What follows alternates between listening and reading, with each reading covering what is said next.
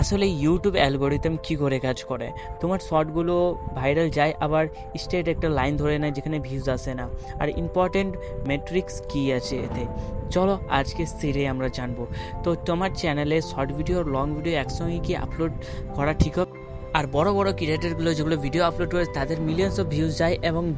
আরও ভিউজ যেতেই যায়, কিন্তু আমরা ভিডিও আপলোড করলে 1000-2000 ভিউজ যাওয়ার পরে আমাদের লাইনটা স্ট্রেট হয়ে যায়, মানে আর ভিউজ চাই না। আমরা সবাই দেখেছি কি ইউটিউব সিজন হয় যেখানে ইউটিউব ওয়ার্কারগুলো আসে, আর এখানে এসেছে একটা শর্ট, মানে যার উপরে পুরো ডিপেন্ডেন্ট আছে শর্ট, সেই আমাদেরকে বলছে কি ইউটিউবে একটা মানে সিস্টেম হয় যেখানে কিছু সংখ্যক লোককে তোমার ভিডিও পাঠানো যায়, সেটা তোমার ভিডিও ওই সংখ্যক লোক যদি ভালোভাবে দেখে তবে আরও বাদবাকি লোককে পাঠানো যায়, আর সেইগুলো অডিয়েন্স হয় তোমার র্যান্ডম মানে তোমাকে আগে কোনো তোমার ভিডিও দেখেনি এবং তোমাকে চিনেও না, আর তাদেরকে সিলেক্ট করে ইউটিউব, মানে তাদেরকে ইউটিউব সিলেক্ট করে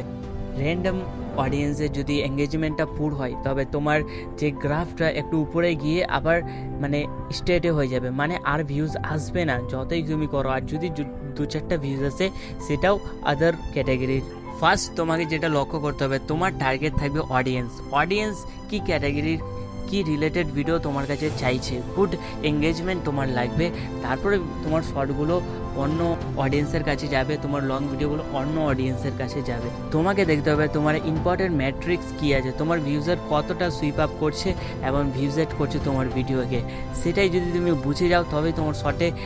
এবং লং ভিডিওতে ভিউজ আসতে থাকে। সো ভিডিওটা ভালো লাগে লাইক করতে ভুলবে না, আর কমেন্ট করে জানাও কোন রিলেটেড ভিডিওতে তোমরা চাও, আর সাবস্ক্রাইব করতে ভুলবেই না।